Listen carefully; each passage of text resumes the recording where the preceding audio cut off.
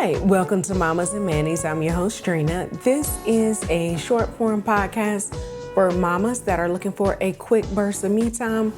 But before we get started, go ahead and hit that like button, hit the bell for notifications, and share this with another mama. This week, we are going to dive into our motivational quote. The motivational quote is, "You got this." And this is one thing I usually put on my Mondays are for mamas posts is "You got this," because sometimes your week can be crazy or your day can start off crazy and the whole day may be crazy. But guess what time it is? It's mama time. So this week's mama time is going to be a little bit different. I just want to give a update on how my weeks kind of go since now both of my girls are in school. I have one in pre-K and one in first grade. Usually what happens in the mornings, I wake up and I try to wake up by 5. If I'm tired, I'll do about 5:30.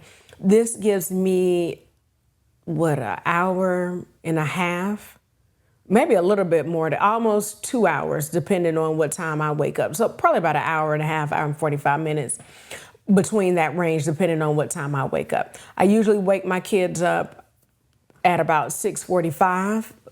By going upstairs and turning on the light, it takes them about 5 minutes to get downstairs. So before I wake them up, I usually wake up, stretch in my bed for 5 minutes, especially if I'm going to exercise that particular day, or even when I'm going to work. Just taking that 5 additional minutes and stretching is really key for me. They're simple stretches. I move my neck left to right, forward and backward, just to make sure that I don't have a stiff neck. And then I also stretch my hands, do like this, in, simple, this, stretch my legs, have my foot pointed toes. I forgot what this is called, toes to the sky. That's not the technical word, but just stretching in the bed. That really makes a difference. If I have a spin class, so on Wednesdays, I go to a 5:45 spin class. That kind of is cut to the side. My husband gets my girls ready. And I kind of come in afterwards. The spin class is 5:45 until 6:45. So I don't live too far from the gym. I come in the house about 6:55, 7 o'clock. Just making sure whatever that hasn't been done, I just kind of pick that up and then they leave. So Wednesdays are a little bit different. But usually what happens, I wake up, stretch in the bed, go drink 24 ounces of water. So I drink one of these to make sure my body is hydrated for the day. I fix tea. I use hibiscus. No, is that the name of it? Okay. I use hibiscus flowers to make a tea. It has a lot of health benefits. Boil my water, put a tablespoon of hibiscus in a French press, let that simmer, whatever, drink that while I'm actually reading my Bible. Right now, I'm reading a chapter of the book of Proverbs a day. Great to do. And then I usually get dressed. That doesn't take that long. Again, I'm going to the gym, so I'm not trying to look too flashy. Wash my face, brush my teeth, put my clothes on. Then I'm ready. Now, if I get up at 5:30, that basically just about takes up the time. If you are, and I'm a morning person, so, that's still just me easing into my morning instead of if I get my kids up at 6:45 and I wake up at 6:40, now everybody getting ready at the same time. I'm not that type of person. Somebody else in my house is, but I am not. I need at least a little bit of time to ease into the day. For me, it helps out when I don't, even when I wake up at like 6 o'clock, I can tell the difference. I still feel a little rushed. The girls eat something simple for breakfast, just toast. If we have like applesauce, a little applesauce pouch or a yogurt pouch, they'll just take that. Now, once they're up, my little one always, for some reason, she whines all day long. I don't know. So she whines. I have to end up carrying her downstairs. My big one, I walk her downstairs. And then, they do their little thing. I play some music for them to get them up and moving in a great mood before they walk out the door. My husband is getting ready during this time. So basically, I'm the only one ready. And then everybody else is getting ready. And then we all head out the door to head off to school. Their schools are like 2 minutes apart, which is really great. And then drop them off, and then me and my husband head to the gym. On Mondays, I do a spin class. Tuesday, me and my husband do kind of like a joint workout where we walk on a treadmill, and then we'll do weights. I head on back home, no matter what day it is. After I work out, I head back home and fix breakfast. Usually either a smoothie, maybe 2 eggs with bread, or like an omelet with some veggies, so something really basic. On Mondays and Wednesdays, I always stay home. Mondays is my day to wrap up cleaning from where I worked all weekend, Friday, Saturday, and Sunday. So usually I am washing and folding up all the clothes just from the weekend, and towels and everything. I'm sorry, I don't fold towels. My girls fold towels. That's one of their chores. So I'll wash and fold all the other clothes except towels. Make sure that's done before they get back. My girls put up their own clothes. My husband puts up his clothes. Make sure everything is put back into place. And then usually clean up, like if the bathrooms need to be cleaned or anything like that, I go ahead and take care of that. That's just a way for me to ease back into my normal routine after working. Tuesday, if I'm not staying at home, I'll go riding with my husband. We have a vending machine business, so I'll do that. Wednesday, I stay at home again. I'll wash my hair and then do all the cleaning again. Think of content. I have a Facebook group that I run. It's called Mommas and Mannies on Facebook. So I think of content for that. And then Thursdays, I belong to a mom's group. So I'll go there just so I can have interaction with other adults. When my kids were not in school, they have like a daycare component. For that 2 hours, they would keep the girls, which was like a relief. They can play, socialize with other kids. I felt that was really important for them. So when my kids did go to school like they're in school now, first of all, they know how to follow directions. They understand what it's like to play with other kids. They know what it feels like to get direction from a teacher figure and not just mommy or daddy, and follow along with other kids, like walking in line, things like that. Things they didn't get when they were just at home with mommy. We don't walk in a line at home. We don't go to the bathroom at a certain time at home. They're free willed. They can go to the bathroom whenever. So that mom's group and that daycare component there really helped them. But that's just a quick overview of my week. To get in specifics of today, especially. Today is a Tuesday. I usually record on Tuesday and Wednesday evening once I put my girls down for bed. Today was a little stressful. Beginning part of the day was fine. Did the same thing. It's a Tuesday, went to the gym, came home, ate. Today, this week, I'm staying at home just to prepare for going on vacation. I like to prepare if someone's coming to keep our kids, cleaning up, getting rid of stuff.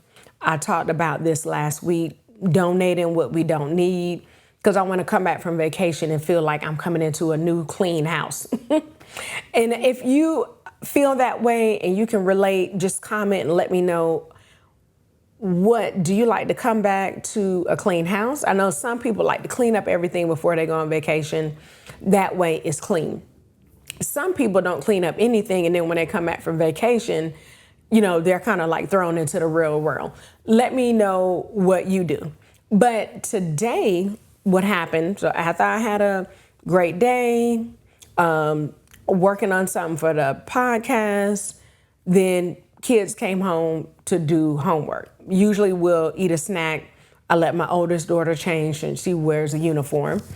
And then everybody comes on down, eats their snack, and do homework.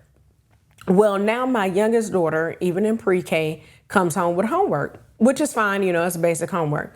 But my oldest daughter also has homework too. So I'm trying to balance doing homework with both of them. This is already stressful. Even though my youngest daughter has really easy homework, she takes more hands-on time because she's in pre-K. So she needs more attention. My oldest daughter can do her spelling words by herself, but she started doing some math. I gave her a math worksheet to do. She got the answer completely wrong, which is not like my oldest daughter. She's in kindergarten. We didn't have any issues with anything. Reading, great. Math, great. But I noticed she was getting the problems wrong. So I was like, maybe it's me. I'm getting frustrated. She's getting frustrated. Let me send her to my husband to see if he can help her solve the problem, explain it a little bit better because I'm already stressed out trying to balance doing homework with the two of them. And I wanted to take her braids down. It was just a lot of things to do. Homework, cook, take braids down. I was getting overwhelmed. So I sent it to my husband. Well, she gave my husband the same explanation. Oh, no, you don't know what you're talking about.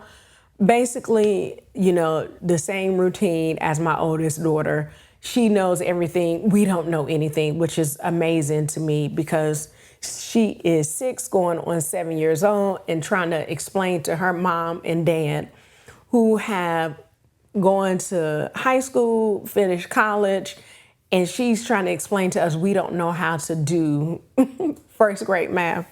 Now, a disclaimer, we don't know exactly how to do the first grade math they're doing right now with this, I forgot what the math is called, whatever they call this new math, correct. But my daughter was getting the math problem wrong by like 10 digits. So I'm like, what's going on? I had her explain to me, or try to explain to me what she was supposed to be doing. We took a break because I was like, let me try to work this out by myself. Took a break, let them play. I worked it out myself, cooked dinner. Dinner was something quick, roasted chickpeas with rice. So that's something I can just put on the oven, put inside the oven, the chickpeas, rice on top of the stove. Don't have to worry about anything. We all ate. And I did figure out while my rice and chickpeas were cooking, a better option for her. So she was doing the number sentence correctly, but her work that she was showing, she was missing numbers. So I told her, to write her numbers out for the number tower, cube, whatever the thing called, to write each number out. And I helped her to understand a better way. After she ate, it seems like she got it a little bit better. Now, the only thing for me, I did have to send an email to her teacher to see if that's something she could actually do, since that's not exactly what they're teaching at her school. It's similar, but not the same thing. Instead of her showing her work on the side, I have her showing her work in the number tower, column, cube, whatever that thing is called. That way she can actually visually see the numbers. So instead of trying to cross it out on the side and she was missing some numbers, she was able to write everything down, cross it out, count that way. It worked out. We'll see what happens. We'll see. Hopefully her teacher says, yeah, this is fine. As long as she's showing her work, we should be okay. And hopefully, that'll be the end of that and we can practice that way. We'll see what happens if she says no, she can't. I may have to take it a step higher because she's just not getting it the other way. We'll see. Please leave a comment to let me know what you do or what you did do. Like if you have a second or a third grader, what you did with the new math that they're doing now. How did you help your kid? Are you the type of mama that was like, girl, I tried it twice. It's too much. I send them to a tutor. I let it go. Or are you the type of mom that said, hey, I found this website. This is what we use. It helped me to understand so I can help my daughter. And in turn, it helped my daughter or my son, whatever, my child, to understand now we're a big, happy family that does the new math, whatever that may be. I would also like to know Once your child gets out of elementary school, do they still do the new math? I think I asked somebody that and I can't remember their answer. Like in middle school and high school, are they even doing the same math? Are they just doing math, 36 minus 17 equals whatever? Are they doing that in elementary school? It's kind of like a way just to confuse your child. I don't know. But please leave a comment. Oh, and just to go backwards, since I had a whole bunch of stuff to do, I wasn't able to take my daughter's braids out. After dinner, I decided to show my daughter, explain what I did as far as digitally showing out. I'm saying digitally, but visually, I'm saying all the wrong words, visually showing the numbers in the number tower and how I crossed it out. And she seemed to understand it a lot better. So hopefully that worked out. So I wasn't able to take out the braids. We did have dinner because we did have some leftover salmon and chicken that my husband cooked on Sunday. So that was good. That helped out. And my husband saw how frustrated I was and, just how both me and my daughter were having a hard time. So he gave them a bath and I just came up and read them a bedtime story. So way to go to my husband. Hopefully my daughter can remember that and hopefully her teacher will allow her to do her math that way. Hopefully she'll see that email too earlier in the day. But please leave a comment. Let us know how your math struggles. If you have struggles with reading, let us know. I think the school my daughter goes to does an excellent job with reading. So we got that down packed. We're good with reading, which I know is really fundamental for everything. Because even now in first grade where she goes to school, they do word problems. So she's good with that. But comment, let us know, are your days crazy Monday through Friday and then they kind of slow down on the weekend? Or, is it the opposite where Monday through Friday you guys are good because you have a set schedule you follow and the weekend is hectic because everybody's in a sport? I would love to hear that. And also just let me know how you balance your me time during the week. For me, since both of the girls are at school, I'm able to have me time in the morning, like I mentioned, in the afternoon, and depending on the day of the week, I can have some wind down time right before I go to bed. But would love to hear your answers, your comments. Share this with another mama that is having a hard time with the new math. That way she can be like, oh, I'm glad I'm not the only one. Leave a comment, hit the bell for notifications so you'll know when we're coming out with new episodes. Listen here on Spotify, Apple Podcasts. Also watch us on our YouTube channel at Mommas and Mannies. And we're the same, Mommas and Mannies, on your favorite podcast platform. Follow us on Facebook at our Mommas and Mannies Facebook group and on IG at Mommas and Mannies. Still on TikTok, Mommas and Mannies too. So follow us everywhere. And remember that me time is essential and it is never selfish. Have a great week, mamas. Hang in there.